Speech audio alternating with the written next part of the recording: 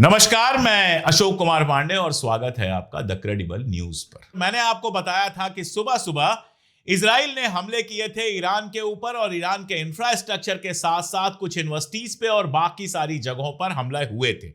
इस हमले का तुरंत बदला लिया गया है। अभी जब मैं ये वीडियो करने आया था तो ये खबर आई और ये जो चैनल 12 है इजराइल का, उसने ये खबर दी कि सेंसर से हमें छूट मिल गई है ये बताने की कि हाइफा के ऊपर दूसरा हमला हुआ है। और हाइफा के ऊपर जो ये दूसरा हमला हुआ है इसमें साफ आग और धुआं दिखाई दे रहा है। ऐसा लगता है कि हाइफा की बड़ी तेल रिफाइनरी को निशाना बनाया गया। इसके साथ एक और बात, अभी तक इंडिविजुअल्स को मारने में ईरान बच रहा था।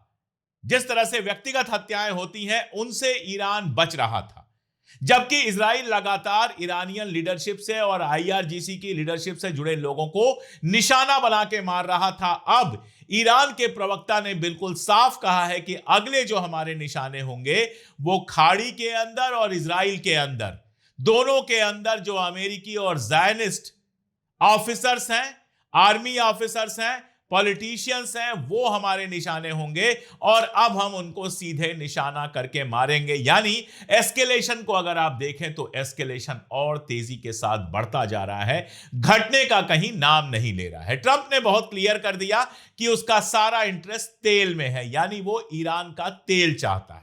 और ये कोई छुपी हुई बात नहीं है, हम सब जानते हैं कि उसको सारी दुनिया का तेल चाहिए। लेकिन उसके साथ साथ एक बात जो अमेरिकी अखबारों में लगातार आ रही है वो ये आ रही है कि ईरान के पास जो 1000 पाउंड यूरेनियम है, उस यूरेनियम को कैसे भी जब्त करके अमेरिका ले जाने की कोशिश कर रहा है ट्रंप। कागज पर देखिए तो यह प्लान बड़ा आसान सा लगता है और बहुत सिंपल लगता है कि अमेरिका के सैनिक आएंगे, पानी से हमला होगा, जमीन से हमला होगा, आसमान से हमला होगा और जाएंगे, कोई सामान हो जैसे यूरेनियम उसको उठाएंगे और लेकर अमेरिका चले जाएंगे। सुनने में यह बड़ा आसान लगता है। लेकिन अभी मैंने बात की थी जनरल बख्शी से, उसके अलावा भी तमाम एक्सपर्ट्स को मैं लगातार सुन रहा हूं और बात करने की उनसे कोशिश कर रहा हूं और समझ में यह आ रहा है कि कागज पर यह प्लान जितना आसान लग रहा है, जमीन पर यह प्लान उतना ही खतरनाक होगा। सबसे बड़ी बात, समंदर के रास्ते ईरान में एंट्री करना अपने आप में बेहद मुश्किल काम होगा। ईरान ने समंदर के अंदर जो माइंस बिछाई हैं, जिस तरह से मिसाइल्स का जाल है पूरा, सबसे पहले तो अमेरिका से जो भी जहाजें आएंगी उनके ऊपर जबरदस्त हमला होगा और यह पहले हो चुका है। अब्राहम लिंकन और जेराल्ड फोर्ड जो इन्होंने लगाई थी, दोनों की दोनों ईरानी हमले का निशाना बनकर इस जंग से बाहर चली गई हैं। अब इनमें से जो लोग बच जाएंगे, जो जमीन पर पैर रखने की कोशिश करेंगे, उनके ऊपर ईरानी मिसाइलें बरसेंगी जब वो जमीन पर आएंगे और इन मिसाइलों से बच के जो आगे बढ़ेंगे उनका मुकाबला होगा आईआरजीसी के सैनिकों से, जो ट्रेंचेज में खाइयां बनाकर वहां पर तैयार बैठे हैं और चाइना और रशिया से मिले हुए बेहद मॉडर्न हथियारों से अमेरिका का मुकाबला करने को तैयार है। और इनसे भी जो बच गए वो जब आगे बढ़ेंगे तो सीधे ईरानी मिसाइलें गिरेंगी, बिना इस बात की चिंता किए हुए कि वहां आसपास जो ईरानी स्ट्रक्चर्स हैं वो भी बर्बाद हो गए। तो खार्ग आइलैंड हो या यूरेनियम रिच इलाका हो जहां पर यूरेनियम रखा गया है, एक तो एक जगह यूरेनियम नहीं रखा गया है, नतांज में भी है, फोर्दो में भी है, हर अलग अलग जगह यूरेनियम रखा गया है, यह कहा जा रहा है।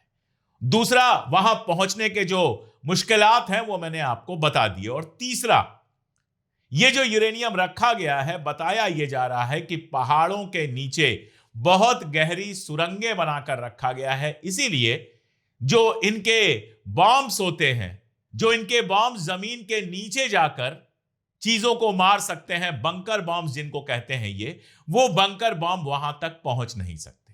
तो अमेरिकी सैनिक वहां तक पहुंचेंगे तो ईरान के जाल में फंसेंगे या फिर वहां से निकल पाएंगे, ये एक बड़ा सवाल है। ज्यादा उम्मीद यही है कि उन जगहों पर ही उनको खत्म कर दिया जाए और इन सब के बावजूद अगर वहां पहुंच गए तो भी उस यूरेनियम को सेफली ले जा पाएंगे या ईरानी मिसाइलों का निशाना बनेंगी वो प्लेन्स जिनमें जा रही होगी ये सारी के सारी यूरेनियम, ये भी अपने आप में एक बड़ा सवाल है। तो चाहे खार्ग आइलैंड पर कब्जा करने की बात हो और चाहे यूरेनियम ले जाने की बात हो, ये अमेरिका के लिए कोई आसान काम नहीं होगा। ना तो ये बॉलीवुड की फिल्म है और ना कोई गेम है जिसमें बड़ी आसानी से इन चीजों को होते हुए हम देख लेते हैं। तो कितना यह प्लान सक्सेसफुल होगा हम नहीं जानते। एक तरफ इस प्लान की बात हो रही है, एक तरफ वीडियोस आ रहे हैं कि वहां मरीज जो हैं अपने घर वालों को सलाम करके, घर वालों से हक करके गले मिलकर निकल रही हैं ईरान के हमले पर। और एक तरफ पाकिस्तान में जो बातचीत हुई है, उन सब के बाद ट्रंप ये कह रहे हैं कि समझौता जल्दी ही हो सकता है। यह भी कहा जा रहा है कि जेडी वांस जो उपराष्ट्रपति हैं, वो किसी भी तरह से जल्दी ईरान के मसले से निकलना चाहते हैं, चाहे उसके बाद इजराइल का जो होना हो। इजराइल अपने दम पर जब तक लड़ना चाहे तब तक लड़े ईरान से।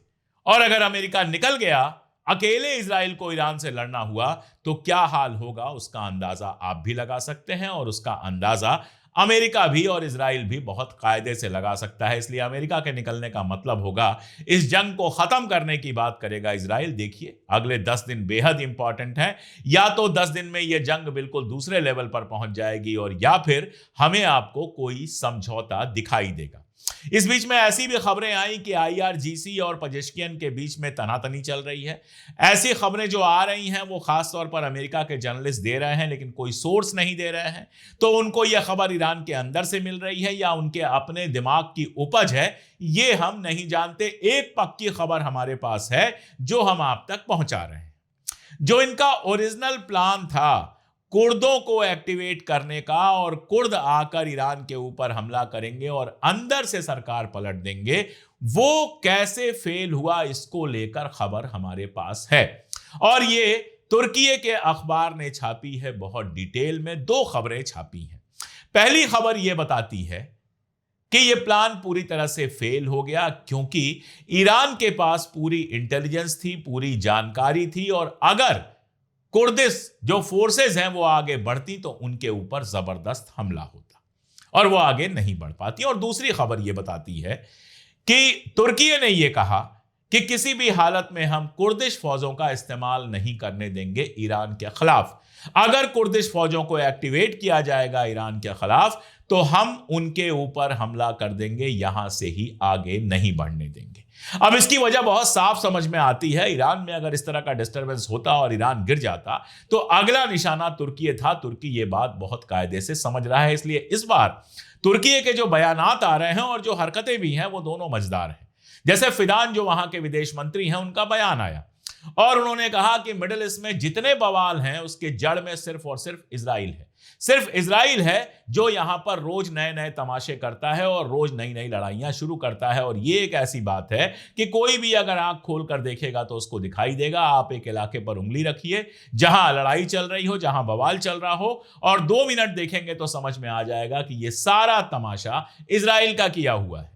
जहां भी आप देखिए पूरे मिडिल ईस्ट में आग लगाने वाली कोई कंट्री है तो इजराइल है। और इजराइल के लोग जिस तरह से खुलेआम कह चुके हैं कि ईरान के बाद अगला नंबर तुर्की का होगा, और तुर्की इस बात को अच्छी तरह से जानता है कि अमेरिका कितना भी करीबी दोस्त हो, लेकिन जिस दिन बात इजराइल की आएगी वो इजराइल के साथ खड़ा होगा, तुर्की के साथ नहीं खड़ा होगा। इसीलिए शायद तुर्की ने कुर्दिश फौजों को वो आजादी नहीं दी जो जरूरी थी ईरान के अंदर घुसने की और ईरान में बवाल फैलाने की। तो कुर्दिश वाला जो सपना था वो पूरी तरह से अमेरिका का फेल हो चुका है। दरअसल अगर आप देखेंगे, मैं बार बार इस बात को कह रहा हूं, मेजर जनरल बख्शी भी यही बात कह रहे थे जब मैंने बात की, मेजर जनरल यशमोर ने भी यही कहा था कि इनके पास कोई प्लान बी नहीं था। 48 घंटे में सब हो जाएगा, यही प्लान करके बेचारे आए थे, प्लान बी नहीं था। अब जब ईरान ने फंसा लिया है, 48 घंटे से मामला 1 महीना खिंच गया है, तो नए नए प्लान बनाए जा रहे हैं। इनके अपने अफसर मना कर रहे हैं कि मत करो ये। इनके पुराने सीनियर रिटायर्ड CIA के ऑफिसर्स, मोसाद के डायरेक्टर्स, आर्मी के, सेंटकॉम के बड़े बड़े ऑफिसर जो रिटायर हैं, वो कह रहे हैं कि ये बेवकूफाना है। लेकिन अब ये ऐसा इस जाल में फंस गए हैं कि ना निकलना मुमकिन है और ना इसमें बने रहना आसान है। जहां तक समझौते का मामला है, मैं कई बार कह चुका हूं कि दोनों को विन विन सिचुएशन चाहिए। जैसे अगर आप बात करें स्ट्रेट ऑफ हॉर्मुज की, स्ट्रेट ऑफ हॉर्मुज खुलवाने को ट्रंप ने अपने नाक का सवाल बनाया हुआ है और बंद रखने को ईरान ने अपने नाक का सवाल बनाया हुआ है। खबरें यह आ रही हैं कि टाल बूथ तो वहां शुरू हो चुका है। जो भी जहाजें गुजर रही हैं उनसे टोल वसूला जा रहा है और ईरान की संसद में ऐसा कानून लाने की बात की जा रही है जिससे स्ट्रेट ऑफ होर्मुज पर हमेशा के लिए ईरान का कंट्रोल हो जाए। ईरान किसी भी हालत में स्ट्रेट ऑफ होर्मुज को खोलने को तैयार नहीं है।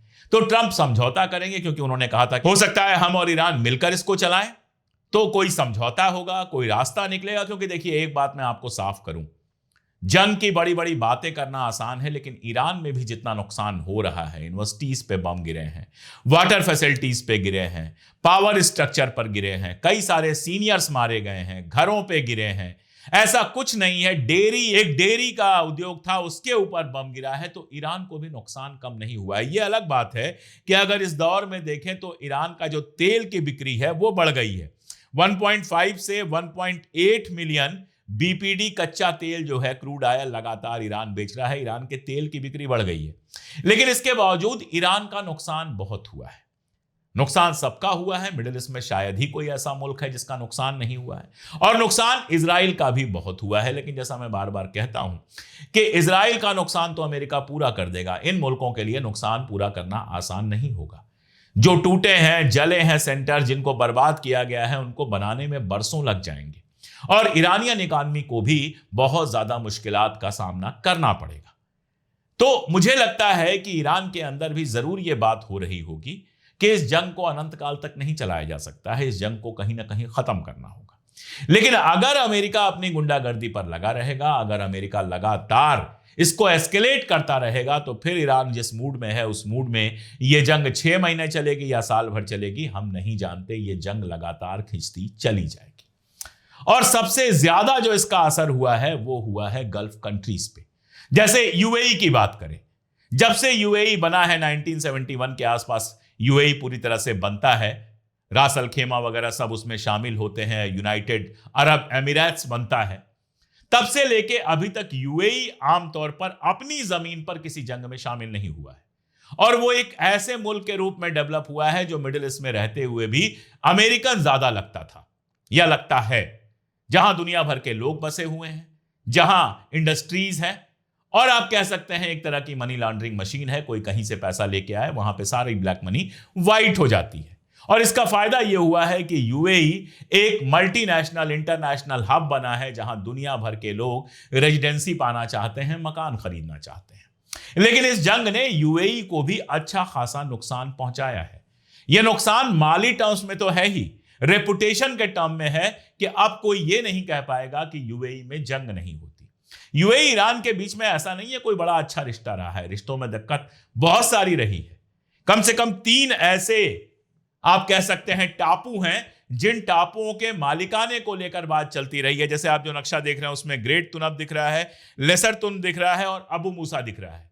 ये 3 ऐसे आइलैंड्स हैं जिन आइलैंड्स पर इस समय ईरान का कब्जा है। लेकिन यूएई ये चाहता है, यूएई ये मानता है कि ट्रेडिशनली ये उसके हैं, क्योंकि उसका कहना है कि रास अल खेमा जो एमिरेट्स है उसका कब्जा इसके ऊपर रहा है। उसके साथ ईरान का 1971 में जब इंग्लैंड बाहर जा रहा था वहां से, तो समझौता हुआ था जिसके बाद से पूरा कब्जा ईरान का है। तो इनके बीच में अलग अलग चीजों को लेकर विवाद है। अब यूएई का कहना है कि जो समझौता हो उसमें ये भी शामिल हो और ये यूएई को लौटा देना चाहिए वगैरह वगैरह। ये तो तभी होगा जब ईरान को आप पूरी तरह से हरा लेंगे, वरना ईरान अपनी 1 इंच जमीन छोड़ने वाला नहीं है, ये पक्की बात है। और हराना आपके लिए आसान काम नहीं है। ऐसा नहीं है कि यूएई के पास आर्मी नहीं है, नेवी नहीं है, सऊदी के पास आर्मी नहीं है, नेवी नहीं है, बहरीन के पास भी है थोड़ी सी सही, लेकिन आर्मी नेवी सबके पास है। दिक्कत दूसरी है। दिक्कत यह है कि ये सारे के सारे मुल्क अपने शहरों पर मिसाइलों को गिरना बर्दाश्त नहीं कर पाएंगे, वो कोप नहीं कर पाएंगे। जैसे आप यूएई का देखिए, यूएई में 85% जनता बाहर की है। जब तक ठिकानों पे बम गिर रहा है तब तक तो ठीक है, कम लोग बाहर निकल रहे हैं। लेकिन अगर बिल्डिंगों पर गिरने लगेगा, अगर शहरों पे मिसाइलें गिरने लगेंगी, अगर कोलैटरल डैमेज होने लगेंगे, तो उसमें से बहुत सारे लोग निकलना चाहेंगे और यूएई की छवि हमेशा के लिए खराब हो जाएगी। यही हाल सऊदी अरबिया का है, यही हाल बाकी अरब मुल्कों का भी है कि ऐसा नहीं है उनके पास सेना नहीं है, वो लड़ सकते हैं। लेकिन अगर वो लड़ाई में उतरे तो जिस तरह का नुकसान इजराइल में हो रहा है, अगर उनके यहां हुआ तो फिर उसको दोबारा खड़ा करना आसान काम नहीं होगा। और जो इमेज खराब होगी, जो दुनिया भर का इन्वेस्टमेंट खत्म होगा, उसकी भरपाई कर पाना बिल्कुल मुश्किल होगा। ईरान के साथ उल्टा है। ईरान के ऊपर तो आपने पहले से ही सैंक्शन लगाए हुए हैं, पहले से ही दुनिया में कहीं से इन्वेस्टमेंट ईरान में नहीं आता है। तो जो नुकसान झेलना है, जो परेशानी झेलनी है, वहां की अपनी जनता झेल रही है। तो अभी मुझे लगता नहीं है कि सबके बावजूद मिडिल ईस्ट की कंट्री जिस जंग में सीधे जाएंगी। दूसरी एक्टिविटीज चल रही हैं, जैसे बताया जा रहा है कि यूएई ने जो ईरानी नागरिक हैं उसमें से कई तो ऐसे हैं जो पैदा वहीं हुए, कई ऐसे हैं जो 40-40 साल से वहां पर रह रहे हैं, उनसे रेजिडेंसी छीन ली है, उनको अपने देश से निकल जाने के लिए कहा है। ईरान ने कहा है कि अगर आप ईरानी हैं तो जमीन के रास्ते बिल्कुल ईरान में आइए, आपका बिल्कुल वेलकम है, कहीं कोई दिक्कत नहीं होनी है। लेकिन सोचिए, जो आदमी 40 साल से वहां पर नौकरी कर रहा है उसके लिए तो वही वतन बन जाएगा। अब उसके लिए ईरान जाना, नए सिरे से अपना बिजनेस शुरू करना बहुत मुश्किल होगा। तो ये सब कर रहे हैं। बदले में ईरान ने भी 1200 अमीराती जो वहां पे रहते हैं उनको तुरंत हफ्ते भर के अंदर ईरान छोड़ने की बात कही है, तुरंत कहा है कि हफ्ते भर के अंदर ईरान छोड़ के चले जाएं। तो ये सब तो ठीक है, लेकिन सीधी लड़ाई हो पाना अभी फिलहाल मुझे मुश्किल लग रहा है, और ये अमेरिका के लिए अपने आप में एक मुश्किल है, जो लगातार चाहता है कि मिडिल ईस्ट इस लड़ाई में शामिल हो जाए। इजराइल के अंदर यह हाल है कि अब कहा जा रहा है 80% मिसाइलें जमीन पर गिर रही हैं। यानी 10 मिसाइलें अगर ईरान फेंक रहा है तो उसमें 8 मिसाइलें ऐसी हैं जो निशाने पर जाके लग रही हैं। जाहिर है जैसे जैसे जंग आगे बढ़ेगी इजराइल में भी नुकसान और बढ़ेगा।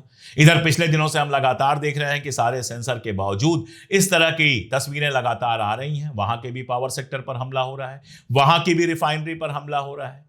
यूएई की बात करें तो वहां जो ग्लोबल एल्यूमिनियम है, जो एल्यूमिनियम बनाने की एक बड़ी कंपनी है, वहां जो हमला हुआ उसमें जबरदस्त नुकसान हुआ है। तो नुकसान तो पूरे इलाके का हो रहा है। कई बार मुझे लगता है, मैंने पहले भी कहा है कि इजराइल चाहता है कि अरब मुल्कों का जितना नुकसान हो जाए उतना बेहतर है, उतने ये कमजोर हो जाएंगे, बाद में इनसे लड़ना, इन पर कब्जा करना उतना ही आसान होगा। लेकिन ये तो सिक्के का एक पहलू है। दूसरा पहलू ये है कि इजराइल इस बार जिस तरह का नुकसान झेल रहा है और अमेरिका और यूरोप में इजराइल का समर्थन जिस तरह से घट रहा है, अब इसके लिए ये सब कर पाना आसान काम नहीं होगा। जैसे मैं बात करूं एक बहुत छोटी सी, सुबह मैंने इस पर डिटेल में बात किया था, जो चर्च में नहीं जाने दिया गया था, लैटिन जो पैट्रियार्क थे जिनको होली सेपल्कर में नहीं जाने दिया गया था संडे मास के लिए, आज से अगर 6 महीने पहले यह घटना हुई होती तो कोई बड़ी बात नहीं होती। लेकिन इस समय आप सोचिए, सारे यूरोप में लगभग सारे लीडर्स ने इसकी मजम्मत की और उसके बाद तुरंत नेतन्याहू को ट्रैक बदलना पड़ा। यह कहा कि पुलिस के जो सीनियर ऑफिसर हैं वो मिलने जाएंगे पैट्रियार्क से, और बीच का रास्ता अपनाना पड़ा। तो इजराइल की जिस तरह से सारी दुनिया में हेठी हुई है, जिस तरह से सारी दुनिया में इजराइल की इमेज खराब हुई है, उसके लिए भी आसान काम नहीं होगा। और सोचिए, अगर इस जंग के बाद ईरान और मजबूत बनकर उभरा तब इजराइल के लिए मुश्किलात बढ़ जाएंगी। पाकिस्तान में जो मीटिंग हुई है सऊदी अरबिया की, टर्की की, इजिप्ट की और पाकिस्तान की, ये एक नए तरह की ग्रुपिंग बनाने की बात है। और अगर कल को अरब मुल्कों ने अपनी इस ग्रुपिंग में ईरान को भी किसी तरह से शामिल कर लिया, या ईरान ने अरब मुल्कों को यह कहा कि तुमसे हमारी लड़ाई नहीं है भाई, हम अगर साथ हो जाएं तो इजराइल हम में से किसी पर हमला नहीं कर पाएगा, तो क्या होगा? अमेरिकन बेसिस का आप देखिए, इजराइल कह रहा है कि अमेरिका अपने बेस अब हमारे अंदर बना ले। यानी कहीं ना कहीं यह भी चल रहा है, क्योंकि ट्रंप पहले कह चुका है कि अगर हम वहां नहीं रहे तो भी मिडिल ईस्ट कंट्रीज का, अरब कंट्रीज की सुरक्षा, उनकी हिफाजत करते रहेंगे। तो कहीं ना कहीं यह चल रहा है कि अपने बेसिस को अमेरिका वहां से हटा ले। अगर केवल इजराइल के अंदर ये बेसिस होते हैं तो यह अपने आप में एक बड़ा मजेदार मामला होगा। तो बहुत सारी चीजें चल रही हैं, कुछ पर्दे के सामने चल रही हैं, कुछ पर्दे के पीछे चल रही हैं। जो नुकसानदायक है वो ये कि पूरे मिडिल ईस्ट में जिस तरह से तबाही हो रही है वो देख के दर्द होता है। जंग खत्म होने के बाद भी महीनों लग जाएंगे रिपेयर करने में और चीजों को अपनी पुरानी गति में लाने में, और ये पीरियड हिंदुस्तान सहित सारी दुनिया के लिए बेहद तकलीफदेह हो सकता है। इसलिए जंग जितनी जल्दी से जल्दी रुके उतनी बेहतर है। जो पोप लियो हैं, संडे मास के दिन उन्होंने एक बात कही, वो बात मैं आप लोगों से दोहराना चाहता हूं। उन्होंने कहा, God rejects prayers of the leaders who wage wars. जो लीडर्स जंग छेड़ते हैं, भगवान या खुदा या गॉड उनकी प्रेयर, उनकी प्रार्थनाओं को नहीं सुनता है। काश ये बात लोगों के समझ में आए और जंग जल्दी से जल्दी खत्म हो, क्योंकि अगर नहीं खत्म होगी तो ईरान तो छोड़िए, ईरान तो बर्बादियां झेल ही रहा है, पूरा मिडिल ईस्ट और इजराइल ऐसी बर्बादी झेलेंगे कि दोबारा पैर पर खड़े होने से पहले बरसों लग जाएंगे। आज के लिए इतना ही, बहुत शुक्रिया।